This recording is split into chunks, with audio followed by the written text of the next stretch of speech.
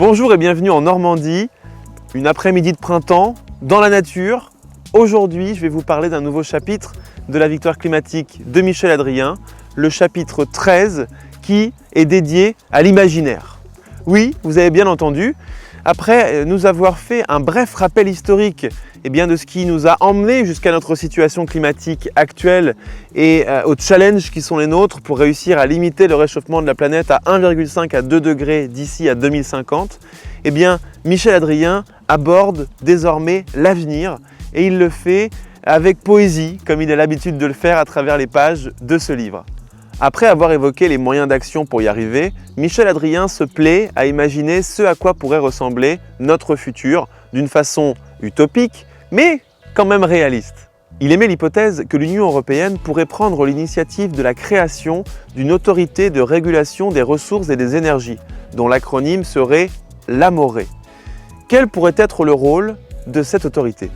Il s'agirait de structurer la lutte contre le réchauffement climatique en orientant et en synchronisant les actions menées par les différents pays sans évidemment créer de désordre économique majeur. Mais comment faire ?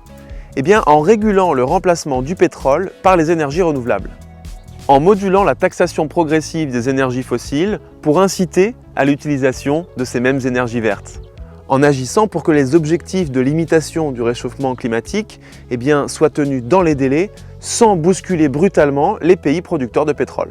Ou encore en faisant adopter à l'ensemble des pays du monde un système d'échange de quotas d'émissions, le SEQE, qui est déjà adopté par 31 pays européens.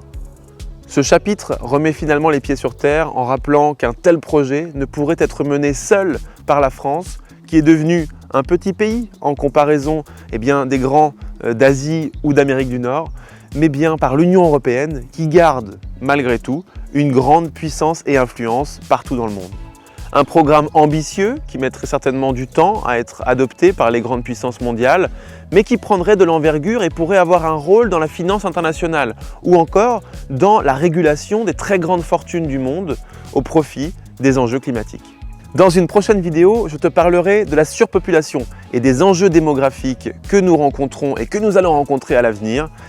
Si tu n'as pas le temps d'attendre cette vidéo, tu peux aller sur micheladrien-écrivain.fr pour te procurer cet ouvrage.